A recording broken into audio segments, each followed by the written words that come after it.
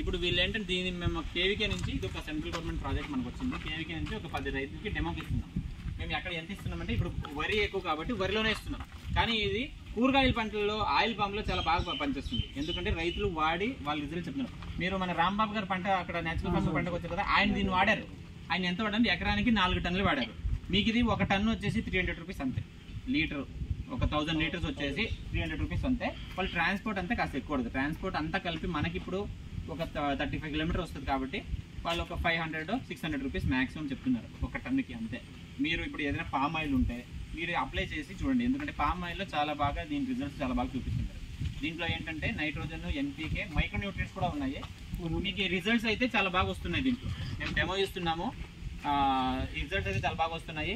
మీరు కూరగాయ పంటలో ఏ కూరగాయల పంటలో వాడుకున్నా కూడా చాలా మంచి రిజల్ట్స్ ఉన్నాయి. మేము దీని టెస్టింగ్ కూడా చేయించాము. దీని రిజల్ట్స్ కూడా వచ్చినాయి. ఏంటంటే నైట్రోజన్ అనేది దీంట్లో కాస్త ఎక్కువ ఉంది, మా పంట కన్నా కాస్త ఎక్కువ ఉంది.